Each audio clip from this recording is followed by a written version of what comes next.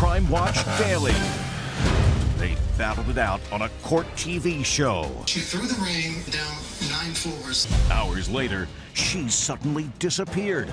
He's the prime suspect. Cops can't find him, but we just did. A scary Crime Watch Daily undercover investigation. How you're being targeted on Facebook.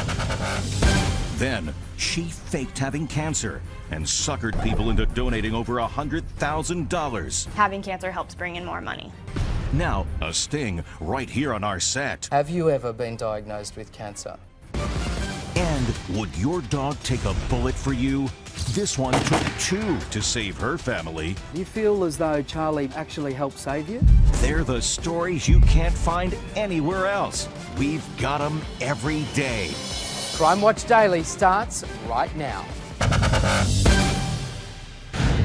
Hi there, I'm Matt Doran and welcome to Crime Watch Daily. Every day we'll crisscross the country to bring you the crime stories making local headlines. From our own team of crime crusaders to our local affiliate reporters, they are the stories you will only see here. America just can't get enough of TV court shows, but if you ever wondered if those cases are real, Andrea Isom's here with the all too scary proof. Andrea, what have you found? Matt, it's scary, all right. Here's what we got here. We got a mother. She goes on the people's court to battle her fiancé, and then she suddenly disappears. Now, police in Orlando, Florida say he is their prime suspect, and this guy, he's got a history of violence. A mother's anguish over her missing daughter. I believe he took Michelle's life. He knows where she is. The prime suspect on the run from the law, tracked down by Crime Watch Daily. It's the unsolved mystery that started on a court TV show when Michelle Parker and her then fiancé, Dale Smith Jr., faced off over a $5,000 ring she tossed over a balcony. She threw the ring down 9 floors. Did their TV showdown lead to murder? Just after the show, Michelle vanished. Her Humvee caught on a traffic camera less than a mile from where it was later found abandoned. Michelle's phone discovered at the bottom of a lake just miles away from Dale Smith's home. We are officially naming Dale Smith as the primary suspect in the disappearance of Michelle Parker. Did you kill her? Do you have any idea where she is? Where's Michelle? This video outside court shows Smith's tendency toward aggression. He shoves the news cameraman. Smith has a long police record, countless cases of drug possession and domestic violence. Smith was even kicked out of the Marines. And get this, his first wife died mysteriously. Cops don't have the evidence to charge Smith, but her mom, Yvonne, has no doubt he did it. You know what it's like to look in a dumpster? As a mom for my daughter's body, I'm going through train tracks. I'm going through dumps. Have you seen her? This is my daughter. Have you seen her? This is my daughter. What do you think happened? I think something just went wrong that day, and he knows. He snapped. Possibly. Absolutely. He did snap. After Michelle vanished, Dale fled the state with their twins. Cops have no idea where he is, but I tracked him down to this house in a small town in Tennessee. There it is. There's activity, there's children, there's noise, you hear it. I know somebody's in there. I wanted to get Smith's side of the story, but he wouldn't answer the door. He even called the cops on us. I really think we shot them. The next time Smith shows up in a courtroom, Michelle's family prays it's for murder. And one day, the truth will come out. And Crime Watch Daily will be there. Now to the growing trend of cyber terror. We've seen the disturbing headlines. Taylor Swift stalked online. 5-year-old Disney star Mia Tallarico received death threats on Instagram.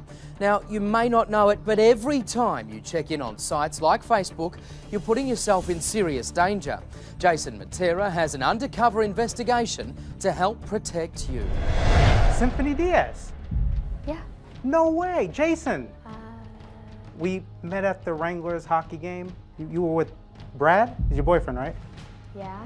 How do we know Symphony Diaz? We don't, but thanks to Facebook and Foursquare, we know everything about her, including where she lives, a realization that quickly freaks her out.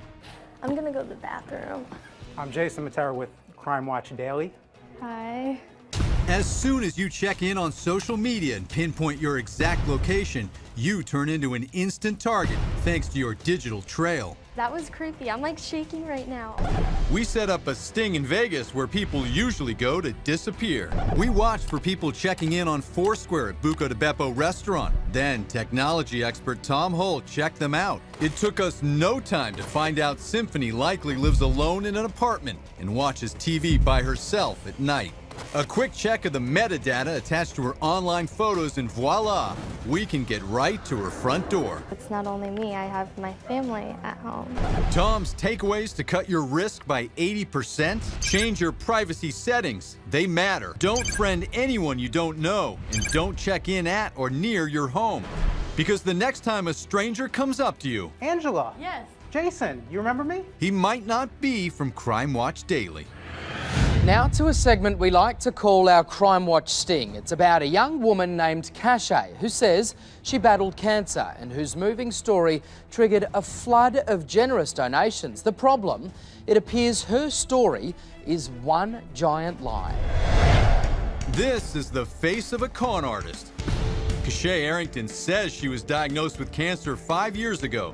I'll never forget the day because it was Friday the 13th. Since then, dozens of charities and scores of donors have given her over $100,000. Having cancer helps bring in more money. Like, if you were to take a stranger and say, I need you to donate for the Leukemia and Lymphoma Society, well, they're not going to be as more inclined to donate as if you said, I have cancer right now. We checked with the American Medical Association, and some of her doctors don't even exist. We even found the training manual she used to create her phony diagnosis, right down to the exact surnames of the surgeon and pathologist she copied onto her homemade document. Cachet's been siphoning away over $100,000 from patients actually battling for their lives. Today, we invited Cachet to a fictitious show to share her survivor story. The question is whether she'll carry on her charade or finally come clean.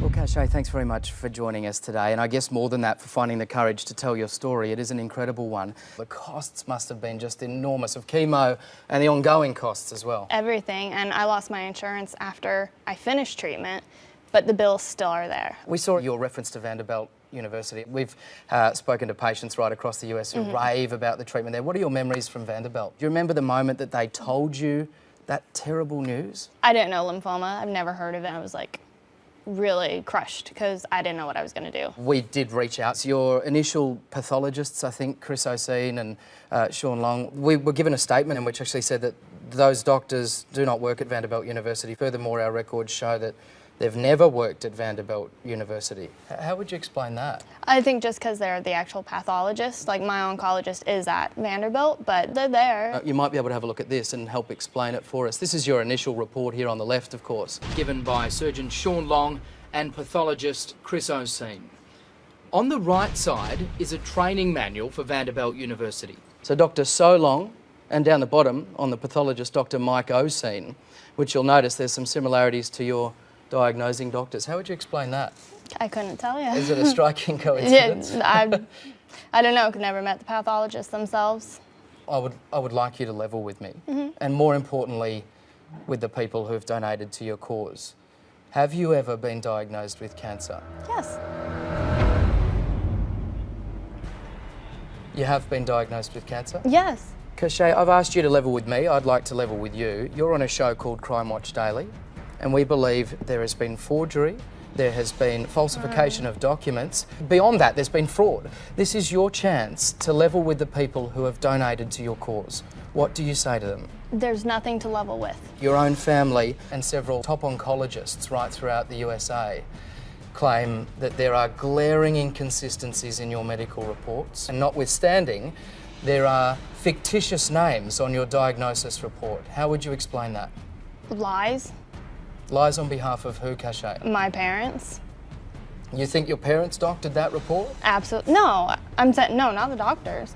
I'm saying my parents. I do not talk to my parents. Well, let's leave your parents aside for a moment. We spoke with 4 top oncologists throughout the US, and they'd say that there is some significant errors in your statement. How would you explain that? I want to know what. How do you explain this? Your diagnosis report in 2009 was actually on a letterhead which Vanderbilt University says wasn't even created until 2010. No, I'm done with this. We're done. Fantastic, thank you. All right, we'll take a break. No, turn the cameras off.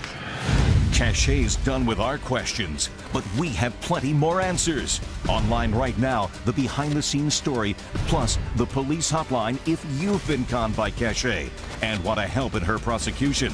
That's all at CrimeWatchDaily.com. Well, not all crime stories have a bad ending. In fact, sometimes they can make you smile. Today, Crime Watch Daily has the story of a true hero who saved a family. Her name is Charlie, and she's a dog. Good afternoon. I understand you're the owner of a pretty special dog, is that right? That's correct. It's a family's biggest fear. In the middle of the night, while the Casillas slept inside their Los Angeles home, armed intruders tried to break in. They've come in through the driveway section, is that right? That's correct. It was Charlie and her canine companion Shakespeare to the rescue. The four-legged superheroes chased the intruders away from the house and out into the street, but unfortunately right into the line of fire. Charlie was shot twice trying to protect her family. And whereabouts was Charlie shot? The front leg and the back. I just tried to touch her and talk to her. She's gonna be all right. You're gonna be all right. Charlie got surgery. A paw was lost, but a furry friend was saved. Can I meet Charlie? Of course. Hello. How are you? How are you, boys? Good. This is one brave dog you've got yourselves here. How hard was that for you? I was heartbroken seeing my dog like that, but she had to take the bullet for us. So she's a pretty special animal. Yeah, she really is. We love you, Charlie. And with good reason too. Charlie is one brave dog. Well, as we say our goodbye, our Crime Watch Daily poll. The question, who is the most clueless criminal of the day? I'm Matt Doran. We'll see you next time. Armed with a hammer, this bungling burglar snuck into this Sandy, Utah shop through a crawl space, set off a silent alarm, and when he tried to escape, he was locked in. And gave up, sitting down on the floor to have a smoke while cops with guns drawn made the arrest. Gotta love these two IQ-free crooks. Hey, why don't I just throw a rock through the window? Wait, it didn't work. Let me try again. Just plain dumb. Now you vote for who's the dumbest at CrimeWatchDaily.com. We'll reveal the results on tomorrow's show.